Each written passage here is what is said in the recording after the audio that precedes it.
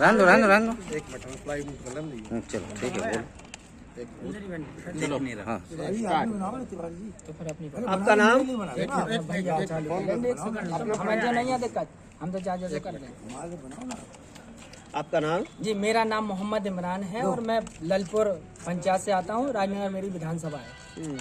आज आप ये अनोखे तरीके से क्यों आए हैं यहाँ पे? मैं इसलिए अनोखे तरीके से आया हुआ हूँ क्योंकि जो यहाँ के जनप्रतिनिधि हैं, चाहे वो सरपंच हों, जनपद हों, जिला पंचायत सदस्य हों, चाहे विधायक हों या सांसद हों, वो लोग जीतने के बाद 5 साल तक ग्रामीणों के बीच में नहीं रहते हैं, ना उनकी समस्याएं सुनते हैं, ना उनका निराकरण करते हैं।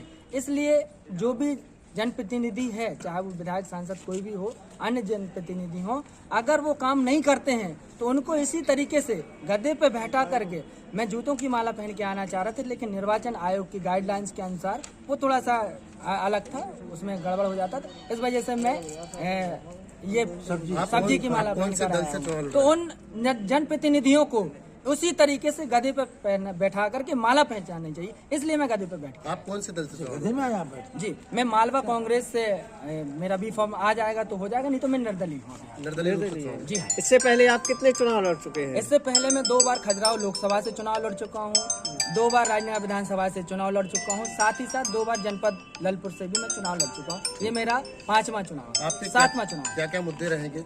मेरा मुद्दा ये रहेगा, जो राजनगर में अभी भ्रष्टाचार चल रहा है, किसानों की समस्याएं हैं। आप देखिएगा किसान दर दर परेशान हो रहे हैं। हर साल देखिएगा जब फसल के लिए खाद चाहिए होता है तो किसान परेशान होते हैं, चक्का जाम करते हैं। एक एक बोरी के लिए सोने से भी कीमत ज़्यादा हो जाती है। तो मैं चाहूँगा कि किसानों को खाद मुहैया करवाई जाए। बीज में भी बहुत पैसे लगते हैं, जो बीज उनको मिलता है वो 10,000 रुपये क्विंटल मिलता है, लेकिन जब फसल आती है तो वही उनका 5,000 क्विंटल या 2,000-3,000 क्विंटल मिलता है। तो उनको बीज भी सस्ता करवाएंगे।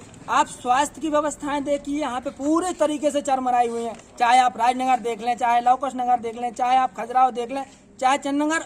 जब तहसीलों की और यहाँ पे जो शहरी ग्रामीण इलाका है, यहाँ पे व्यवस्थाएं सही नहीं है स्वास्थ्य की, तो आप ग्रामीण इलाकों में, रूरल एरिया में जाके देखिए कितनी व्यवस्थाएं बिल्कुल अव्यवस्थाएं हैं स्वास्थ्य को लेकर के। और भी रोजगार की समस्याएं हैं। आप देखिए यहाँ पर एक मॉडल स्कूल खुलना था, घोषणा हो गई थी, बिल्डिंग चल रही है, सांसद ने पास करवा दिया है, केंद्रीय समिति ने पास, लेकिन है कहाँ? कुछ भी नहीं है। अभी 0 सन्नाटा है। गांव में देखिए, हर पंचायत में आप देखिए गौशालाएं बनी हुई हैं, लेकिन एक भी गौशाला, शायद 100 में 2-4 हो, वो इक्का दुक्का होगी, उनका नहीं माना जाता है। कोई भी गौशाला प्रॉपर तरीके से चालू नहीं है। आवारा गाय सड़कों पर बैठी हुई है। मेरा भाई, मेरी बहन, मेरी माताएं, एक्सीडेंट होता है तो इंतकाल हो जाता है, खत्म हो जाती है, उसके लिए कौन जिम्मेदार है? अगर आपको नहीं करना तो काहे कि बोले मैं गौ प्रेमी, मैं गांव के लिए ये करूंगा, मैं गांव के लिए वो करूंगा। अगर आपको नहीं करना तो आपने गौशालाएं क्यों बनवाई? आप उसका सही तरीके से प्रबंध कर दिया। केवल वोट की राजनीति करते हैं, चाहे वो कांग्रेस हो चाहे बीजेपी हो। हम गौ प्रेमी हैं। अन्य आपके द्वारा क्या क्या विरोध किए गए अभी तक? मैं किसी का विरोध नहीं करेगा। मैं तो ये है, जो लोगों की समस्याएं हैं वो उठाता हूँ। चाहे मैं विरोध सभी का करता हूँ, मैं गलत का विरोध करता हूँ। चाहे वो कांग्रेस करेगी तो उसका करूंगा, बीजेपी करेगी तो उसका करूंगा। शासन प्रशासन के अधिकारी, यहाँ तक कलेक्टर, एसपी, कोई भी शासन प्रशासन का अधिकारी होगा, अगर वो गलत करेगा, अगर पीड़ित को न्याय नहीं मिलेगा तो उसके लिए मैं आंदोलन किए हैं, करता रहूंगा, आवाज उठाता रहूंगा।